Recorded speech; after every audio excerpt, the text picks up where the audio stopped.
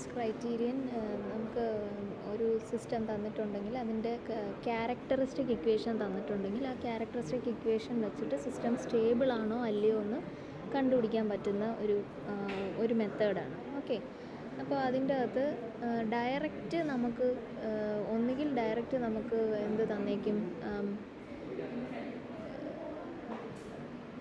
First problem direct characteristic equation തന്നേക്കും ഇതേപോലെ, അല്ലെങ്കിൽ നമുക്ക് G(s) എന്ന് പറയുന്ന ഒരു ടേം തന്നേക്കും for a unity feedback system എന്ന് പറഞ്ഞേക്കും. അപ്പോൾ അങ്ങനെ വരുമ്പം ക്യാരക്ടറിസ്റ്റിക് ഇക്വേഷൻ നമ്മൾ എഴുതണം. ക്യാരക്ടറിസ്റ്റിക് ഇക്വേഷൻ കണ്ടുപിടിക്കുന്ന ഫോർമുല 1+G(h) = 0. അങ്ങനെ ചെയ്ത് കഴിയുമ്പോൾ കിട്ടുന്ന ഫൈനൽ ഇക്വേഷനാണ് ഈ ക്വസ്റ്റ്യനിൽ തന്നിരിക്കുന്നത്. ഓക്കെ, അപ്പോൾ എന്തൊക്കെയാണ് s⁴ + s³ + 8s² + 16s+5. Comment on the location of roots of the characteristic equation.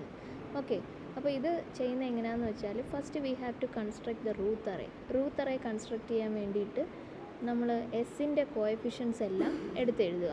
s⁴, s⁴, അങ്ങനെ s⁴, s⁴, s⁴, അങ്ങനെ ഫുൾ എഴുതുക. എഴുതി കഴിഞ്ഞിട്ട് നമ്മുടെ കോഎഫിഷ്യൻസ് എഴുതണം. s⁴ കോഎഫിഷ്യൻ്റ് എഴുതേണ്ടത് എങ്ങനെയാണെന്ന് വെച്ചാൽ s⁴ കോഎഫിഷ്യൻ്റ് ആദ്യം എഴുതുക. അത് കഴിഞ്ഞ് s⁴ കോഎഫിഷ്യൻ്റ് 18 എഴുതുക. അത് കഴിഞ്ഞ് ഒന്നിടവിട്ടുള്ള കോഎഫിഷ്യൻസ് വേണം എഴുതാൻ. ഓക്കെ, s⁴ കോഎഫിഷ്യൻ്റ് ആയ 5 എഴുതുക. s⁴ അതേപോലെ തന്നെ 8, അത് കഴിഞ്ഞ് 16 വേണം എഴുതാൻ. ഓക്കെ, അത് കഴിഞ്ഞപ്പോൾ എല്ലാം ക്ലോസ്ഡായി. ഇനി അടുത്ത നമുക്ക് s⁴ കണ്ടുപിടിക്കണം.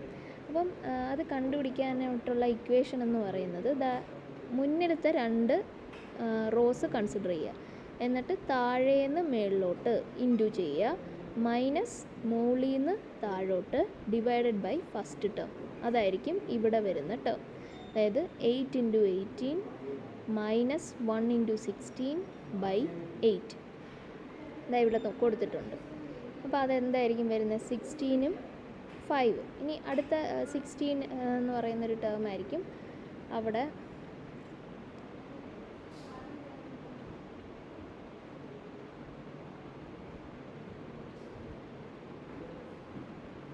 ഓക്കെ, 16 എന്ന് പറയുന്നൊരു ടേമാണ് അടുത്ത റോയിൽ വന്നത്. ഇനി s⁴ കഴിഞ്ഞിട്ട് ഈ ടേം എങ്ങനെയാണ് കണ്ടുപിടിക്കുന്നത്? എഗെയിൻ അതിന് മുന്നേ ഉള്ള 2 റോസ് കൺസിഡർ ചെയ്യുക, എന്നിട്ട് താഴേന്ന് ഈ 5ലോട്ട് മൾട്ടിപ്ലൈ ചെയ്യണം. അതായത് ഈ 1 എന്ന് പറയുന്നത് 1 ൽ നിന്ന് 5ലോട്ട് മൈനസ് 1 ൽ നിന്ന് 0ലോട്ട് ഡിവൈഡഡ് ബൈ ഈ ടേം, ദാറ്റ് ഈസ് 1. അപ്പോൾ എങ്ങനെ കിട്ടും?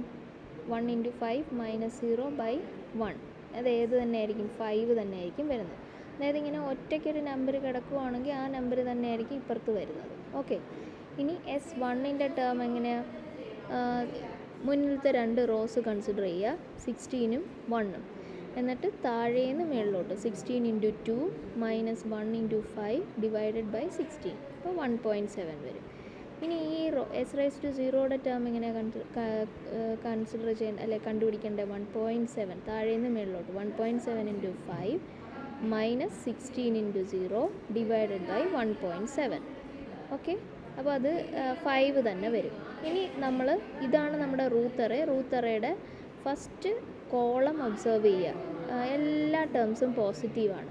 അപ്പോൾ all roots are lying on the left half of S plane and the system is stable.